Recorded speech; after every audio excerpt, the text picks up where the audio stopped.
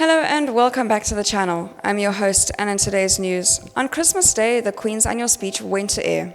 After a tumultuous and painful year that saw her favourite child, Prince Andrew, effectively sacked as a working royal, the feud between Princes William and Harry bursting into the open, and Prince Philip hospitalised, 2019 was something of Annus Horribilis 2.0. With their trademark steely gaze, the longest-serving monarch in British history stared down the barrel of the camera and admitted it had been a bumpy year. We are only days into 2020, and already this year is shaping up to be even bumpier, with Harry and Meghan, the Duke and Duchess of Sussex, dramatically announcing today that they are stepping back as senior members of the royal family. According to a number of reports from the UK, the Queen, along with Prince Charles and Prince William, was blindsided by the stunning revelation, with some reports suggesting Her Majesty only learnt about her grandson's decision when it was reported on TV. Ever since Harry and Meghan opened up to ITV's Tom Bradby in October, revealing their struggle to contend with the pressures of royal life, there has been speculation that the couple might step back and even base themselves overseas.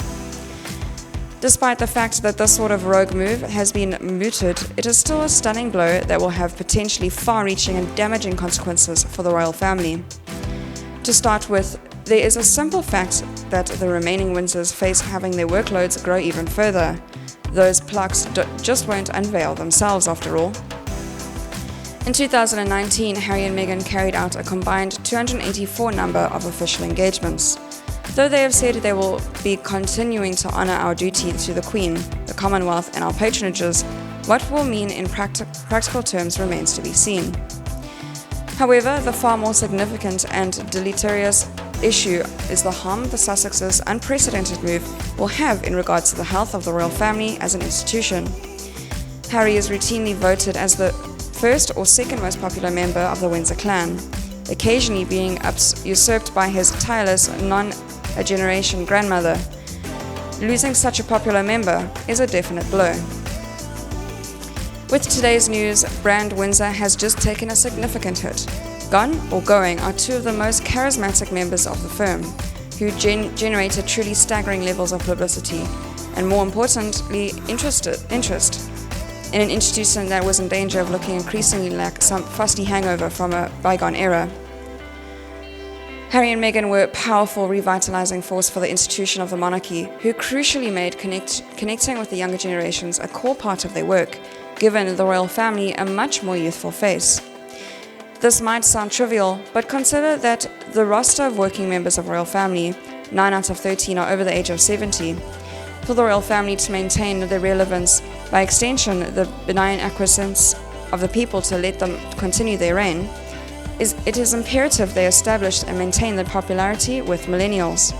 Losing the Sussexes make this a much steeper feat.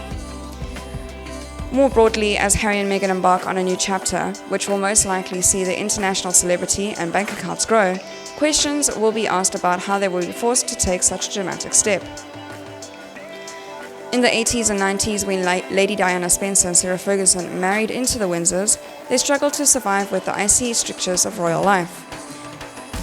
As her marriage founded, Diana went public portraying the Queen, Prince Charles and the royal as large as often, cold and unfeeling, a perception that was exasperated in the wake of her death.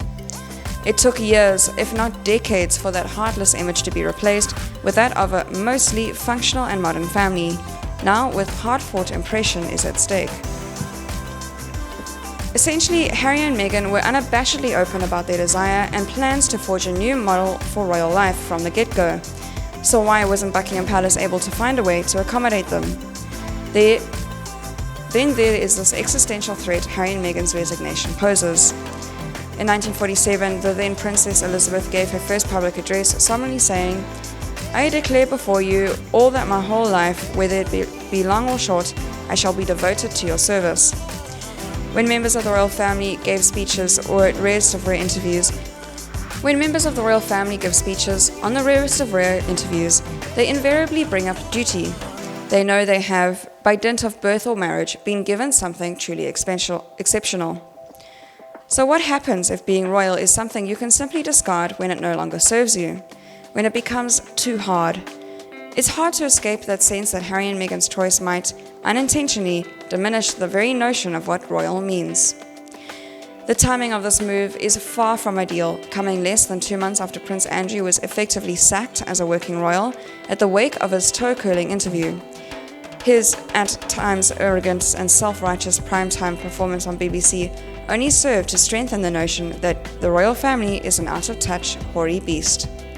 Faced with the relentless drumbeat of excoriating coverage on the global scale, the Queen was left with no option but to force her favourite child to humiliatingly quit public life. This unseemly and bruising chapter has only just disappeared from the headlines when today's bombshell broke. Only days before Christmas, Prince Philip, who is 98, was hospitalized. The Queen turns 94 in April this year. Facing ill health and advancing years, the overall message coming from Buckingham Palace should be one of unity and continuity, not faced HRHs who want out.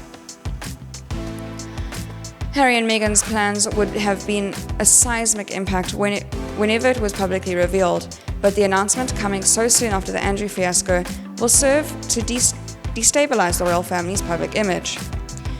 The Queen is the 38th monarch, the list of which stretches back to Egbert in 827. The institution of the monarchy has survived the Industrial Revolution, Civil War, and the unrivaled social upheaval of the 20th century over the last millennia. So it will take far more than 2 unhappy members jumping ship to endanger the whole situation. That said, this year Prince George will turn 7, meaning we are a decade away or so from the next generation of Windsors stepping into the spotlight. The pressure on his shoulders to ensure the vitality of the monarchy will be immense. Walter Bagehot famously said of the royal family, "We must not let in daylight upon magic." No matter what you think of the contentious headline-making Sussexes, there is no question that today a little bit of magic disappeared. Thank you very much for listening. I'll see you next video.